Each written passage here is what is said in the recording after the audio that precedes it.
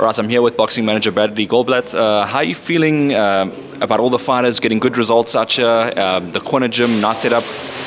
So I'm feeling very good. It's a lot of work and it's a lot of sacrifice on my personal part. A lot of nagging from the wife as to why I'm putting so much attention into the boxing and why I'm leaving ourselves short. But it's all coming together now, and it makes it all worth it. When you saw the results that you did at the previous tournament, when Jason won and Simpiwe won, that must mean something to you. No, look, it means a lot to me. Like it really means a lot to me because it as I said before, it makes everything worth it. All the blood, sweat, and tears, and the time, and it just knowing that the boxers are not just doing it for themselves, but they're also doing it. They're also doing it for the gym, and that they giving me their heart while I've given them mine. And of course, you're working with the top boxing trainer Bobo Mata as well. I mean, how did you and Bobo come into conversation and start this? So I originally started as a sponsor to the Bonyeme camp, and look, I'm not going to get into the things that happened there, but there was a split, and I spoke to Bobo about it, and I offered him to stay with me, and I offered him to make his ends meet and things. And we've just grown the relationship over to that, but Bobo puts his effort in, and it shows in the results. And of course, a lot of the fighters obviously being foreign based in South Africa, and while just struggling to obviously get opportunities. Is that where you kind of saw a gap there for these guys to try and help and assist? Yeah, no, that's definitely where I saw a gap. It's been a long ride. Getting documentation right and getting them shown and letting them be able to fight correctly and without not on two-bit tournaments and things like that. And I mean, you've been through the politics of the game. Obviously, South African fighters are still favoured here in SA. They're always going to get the preferential treatment. You'll always come in perhaps as the B side in a lot of the fights. Yeah, look, I know that sometimes when I've seen the odds on, if my boxers have fought a South African fighter or a more well-known fighter, I've seen the odds like specifically on betting sites and things like that, and it has always been, the South African fighter will always be favoured, and it's home ground advantage, but that's why we put in the extra work and we make sure. And you've had some standouts in the gym. I'd like to think Enrique Lando is one of those guys that has really taken to it. He's a character. He pulls up to the events. He's doing different things, different antics. I'm not going to get into what he did last time, but he's a character.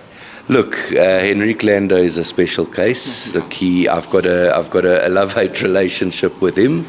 He drives me mad, but he at the end of the day, when it's time to do his job, he does his job, and I can't fault him for that.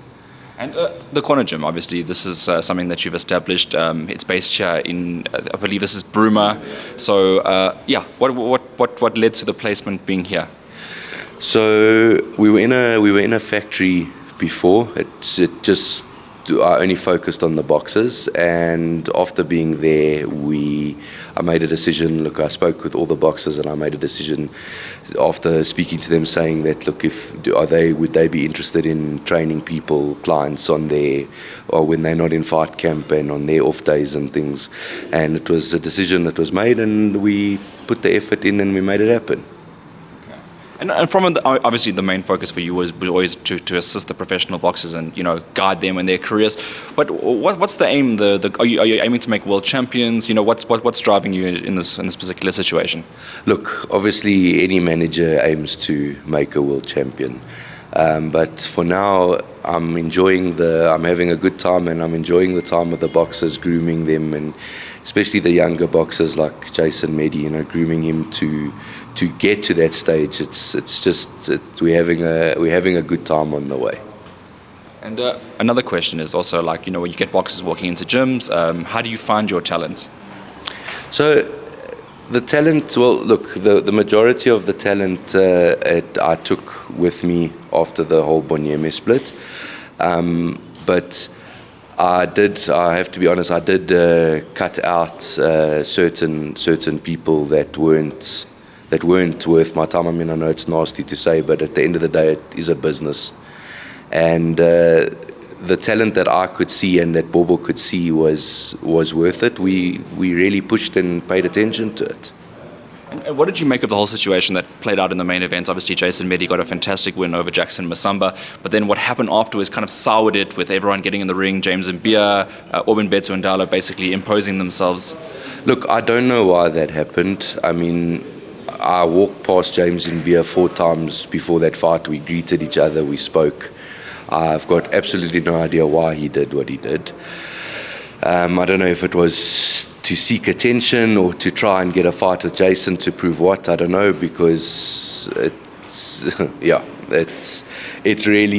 it was distasteful, and it was actually frankly disrespectful to the promoter.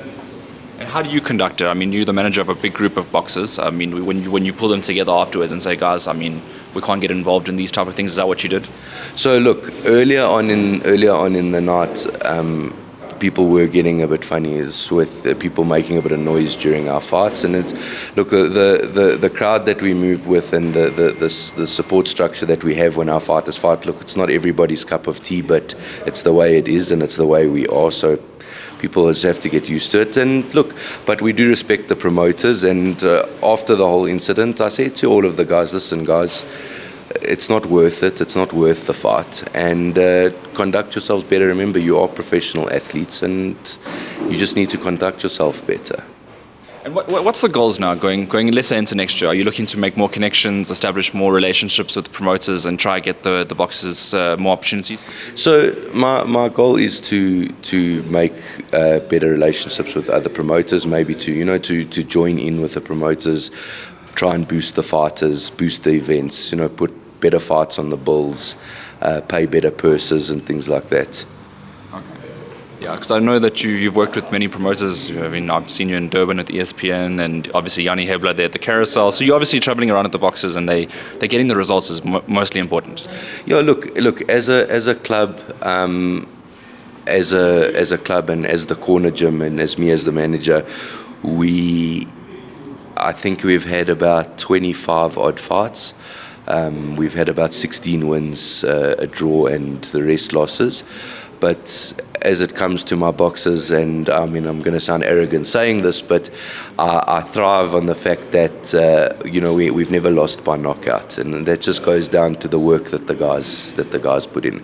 And my guys do genuinely put on a good fight when they fight in the ring. It's not a 1-round knockout or a rubbish fight to watch. Genuinely, when my boxers do fight, it is a good show to watch, and I suppose that's also why the matchmakers come and ask for my boxers, and that's why we do go everywhere. Okay, I'm going to ask you to choose a favorite fight of yours so far. Which one stands out to you the most?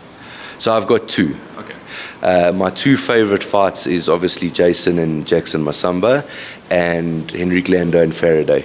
Okay, yeah, that was a good one. Those are my 2 favorite fights. Okay. Yeah. Faraday was also another one which was closely contested. Well, no, it was on paper before the fight, it was closely contested, but obviously Lando did a job. Yeah, no, it was one of the best fights to watch. It was just such great action, and it was just good boxing from the both of them. And I mean, I've got nothing against Faraday. I think the previous tournament I even drove him there. So, but it was those are my 2 favorite fights. And the reason Jason and Jackson was my favorite fight is more from an avengement point of view, because of the amount of nonsense that was spoken before the fight to Bobo and to this one and that one, that Jackson's going to do this and Jackson's going to do that. And so it was more of a you wanted it, you called the rounds, you called the weight, and we came to play. All right, and obviously we're going to look for more highlight reel finishes as the team progresses. What's happening next year? Next year, is it a good big year for you? Are there maybe some title shots on the horizon? Look, next year I definitely am going to be pushing title fights, especially for Jason Meddy. I think that after maybe 1 or 2 fights, I'm going to chase something large with him. And we're going to just see from there. All right, so big things waiting for Jason Meddy and a couple of the other guys as well. Brad, do you have anything lastly that you want to say? Thank you very much for having me in the corner gym. Obviously, I've had a look around the gym. Nice big space here. If anyone wants to come, obviously train here, you must get in touch with the corner gym team. Yeah. So look, other than that, just it's been a great time. I've had a great time, and I've been fortunate enough. I've only had one upset on a promotion where I'm not going to mention names, but I mean we drove a distance and there was no event. But other than that, look, I must be honest with you, Manny Fernandez, Yanni Hebler, or Yanni Oosthuizen, ESPN was great. Obviously, we wish and pray that it comes back. Not really the purses were average, but the event was just so organized and just so great. It was just a great atmosphere.